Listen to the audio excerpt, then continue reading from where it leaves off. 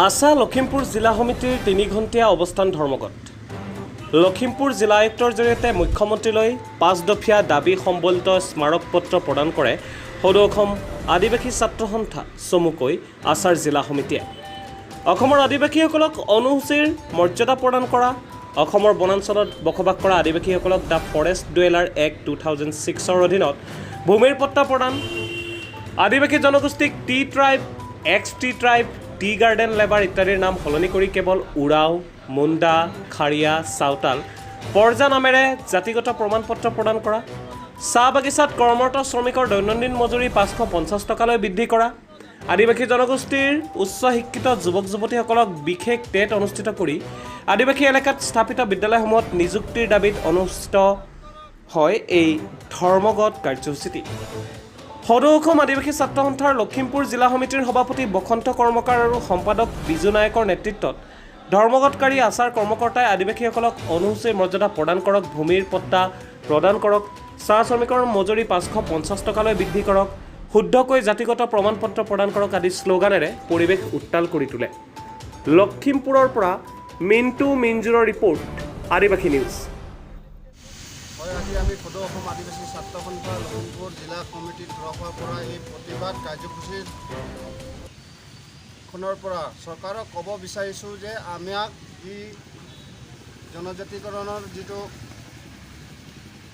মূল দাবী আছিলে এইটো এতিয়ালৈকে আমাক প্ৰদান কৰা নাই। গতিকে আমি ক্ষুব্ধ হৈ গৈছোঁ। সদৌ অসম আদিবাসী ছাত্ৰ সন্থাই যোৱা বিধানসভা অধিৱেশনত আমাৰ জনজাতিকৰণলৈ কোনো প্ৰতিবেদন কেন্দ্ৰলৈ পঠাই দিয়া নহ'ল। গতিকে আমি দুখ পালোঁ কি আমাক এনেকুৱা ল'ৰা ধেমালি খেল খেলি আমাক জাতিটো লৈ মেৰুদণ্ড খেল খেলি আছে। গতিকে আমি ইয়াৰ তীব্ৰ প্ৰতিবাদ গঢ়ি তুলিম আৰু আমাৰ যি মূল দাবী আছে অতি শীঘ্ৰে যদি আমাক জনজাতিকৰণ 2026 চনলৈকে যদি নকৰে আমি বিজেপিক অসমৰ পৰা একেবাৰে উফৰাই পেলাম আৰু আমি ইয়াক কোনো বিশ্বাস আমাৰ ফোনৰ পৰা নাপাব।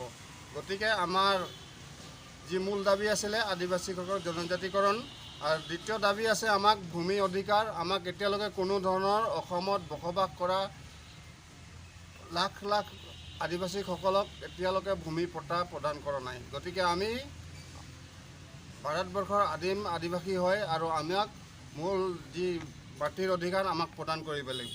দ্বিতীয়তে আছে চাহ শ্ৰমিকৰ দৈনিক মজুৰি আমাক 550 টকা প্ৰদান কৰিব লাগিব, যিহেতুকে এতিয়া আকাশলংঘী মূল্যবস্তুৰ বৃদ্ধি হৈছে দাম। গতিকে আমি ইয়াক 250 টকাত আমাক মজুৰি দি আমাক খাম কাটি বহি থাকিলে আমি নামানো। আমাক 550 টকা আমাক মজুৰি প্ৰদান কৰিব লাগিব চাহ শ্ৰমিকসকলক। আৰু আমাৰ দাবী আছে আদিবাসীসকলৰ যিখিনি বাগানত আৰু বস্তিত যিখিনি স্কুল আছে তাত আদিবাসীসকলৰ শিক্ষিত যুৱক যুৱতীক টেট পৰীক্ষা পাতি সিহঁতক তাত নিযুক্তি কৰিব লাগিব, যিহেতু আমাৰ আদিবাসীসকলৰ ভাষাক লৈ কিছুমান খামখেলি হৈ আছে। গতিকে চৰকাৰক আমি অনুৰোধ কৰিছোঁ এই আদিবাসীসকলৰ শিক্ষিত যুৱক যুৱতীক টেট পৰীক্ষা অনুষ্ঠিত কৰি তাত নিযুক্তি প্ৰদান কৰে।